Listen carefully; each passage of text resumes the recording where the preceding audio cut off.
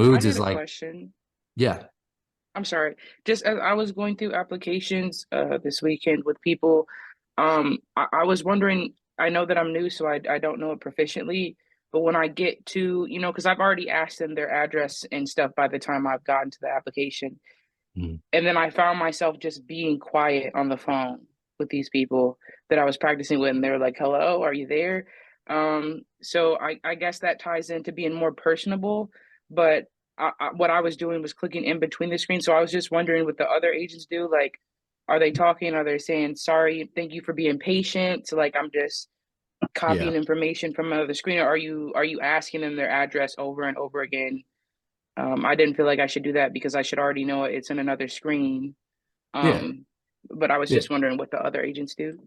So you just build a rapport while you're there, right? So and it takes a little bit of time. Like when you first start, like guys, Deja is she's just role playing right now with people and maybe helping out family members until she buys some leads, right? So she's not on the phones yet, but that's a good way to find out where some weaknesses might be. And that's not necessarily a weakness, right? But it's just you getting used to maneuvering through the CRM and the applications. You'll get it like quick, there won't be a lot of downtime because you'll know exactly where to move next. You'll be anticipating the next screen, the next question. So that's just a thing of repetition.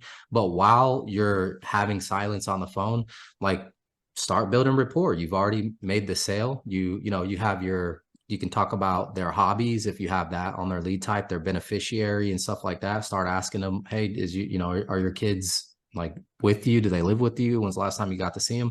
So when you fill in those gaps, you're just keeping them engaged. You know what I mean? But that is a really good question because I do hear a lot of like awkward silence, I guess, on the phones.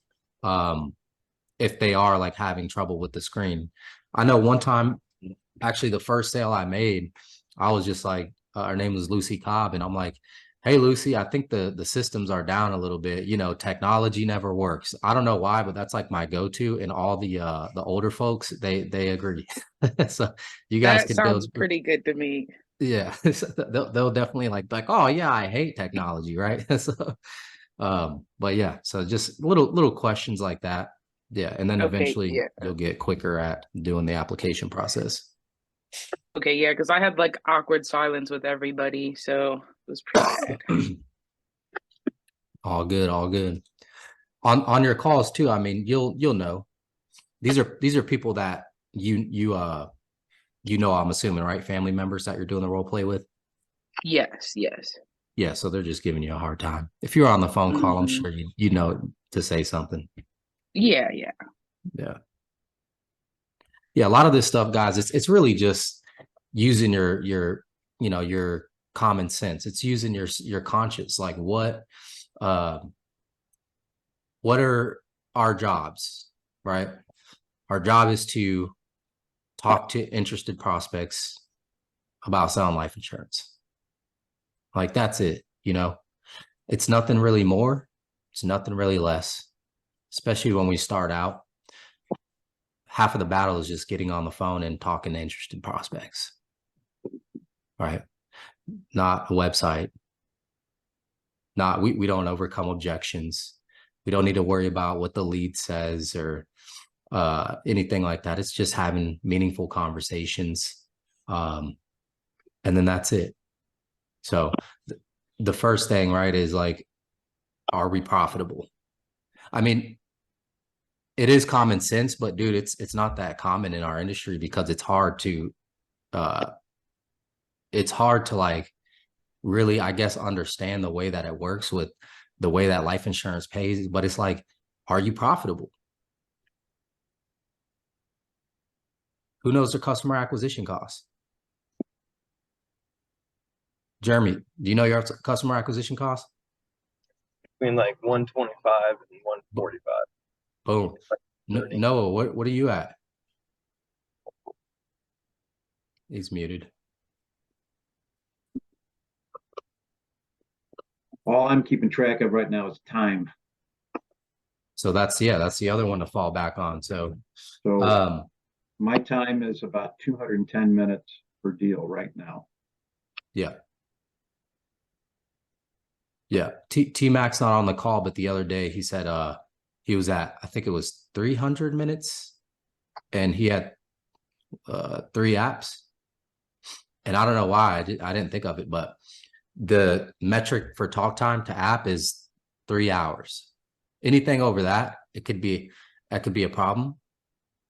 But he was just under actually 3 hours for his 4th app. Ashley, you're at like 2 hours, I think, for an app. Kenny, you're at like 2.5 hours for an app. Mike Bielik, you're at 2.5 hours per app. So the question isn't, should I dial more? The question is like, how do I have more conversations? Like, how do I spend more time on the phone? Right. Dude, call reluctance, like, you have 2 options. And a lot of people aren't going to agree with me on this, right? You're either going to stare at the screen, or, find ways to not dial, or you just have to do, like, you have to do it. Me and John, we'll jump on a one-on-one, and because I can't really say what I want to say, you know what I'm saying, right here. But you just gotta, like, man up. You have to have conviction in your process. You have to have conviction in your product, in yourself, And the thing about call reluctance is, like, it's really something else that is preventing us from making dials, because we know we have to do it, right? But there's other factors too, like how do we feel about rejection, and why are we attaching so much emotional like feelings towards whether or not somebody answers the phone. Has raise your hand if anybody has been, like, cussed out, like, more than. And so what do you do? Are you guys okay? Like, you guys are okay? You sure? You see what I'm saying? Like, it's good. It's great. Or not before, so. So guys, if y'all want to get cussed out and get used to that, like, we could do it right now in role play, right? But we'll start the day off right. No, I'm just kidding. But man, I'm sorry, y'all. My energy is just not there. Like, and I'm just, like, kind of being blunt, straight to the point. But one thing I want to talk about is closing, right? We need to I need 3 different transitions to apps. Ash, you want to go first? What are we doing? We're gonna close. We need 3. I want y'all to write down y'all's closing lines. How do you close? I'm trying to give people ammunition, right? So what it is like, you can quote me whatever price, but hey, which one of these 3 works best for you? Right. And then just say a price real quick, Ash. So out of these 3, which one best fits your budget? The $100 one. Okay. And just so you know, you don't have to, like, keep it when you get it in the mail. Like, that's what I'm hearing a lot of. So that's why I want, you know what I mean? Like, it's letting the sale go when you have the sale. Like, oh, I want the 100. It should be a closing transition into the application. Do you want me to be the agent? Is that what you're saying? Okay. Yes. Okay. All right. So Anthony, I gave you the 3 quotes. Which out of those 3, which one's the best fit for you? So I'm thinking the 50,000. Perfect. All right. That 50,000 for $200 a month. Now let me tell you about one more feature. So for an extra, let me get my calculator. I'm not good at math. For an extra $20 a month, if you were to pass away in an accident, your beneficiary would actually get 100,000. It's double indemnity. Did you want to add that feature to your plan? I'm not sure. Let me think about it. Noah, let's go. Where am I? Hey, Sorry, I was going to close you after that, Anthony. That's what we're all trying to figure out, Noah, who we are.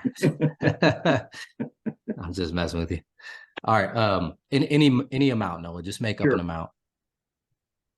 Okay, so which of these figures would be closest to an affordable budget number for you? I like the middle one, Noah. Okay, what's a good address to send this to? Nice. Jeremy, are you okay to do it and drive, brother? I don't want to mess with you if you're driving, man. Yeah, go for it. Okay, cool. Any number. All right. So we were doing like 3 options to close. Yeah. Okay. So out of these 3 options, first and foremost, which one of these fits your budget and it gives you the coverage and peace of mind for your family? I'm looking at the 10,000. 10,000. Okay. That one's going to be $80 a month. Now, what day of the month would that work to draft out of your accounts? I adopted a formula.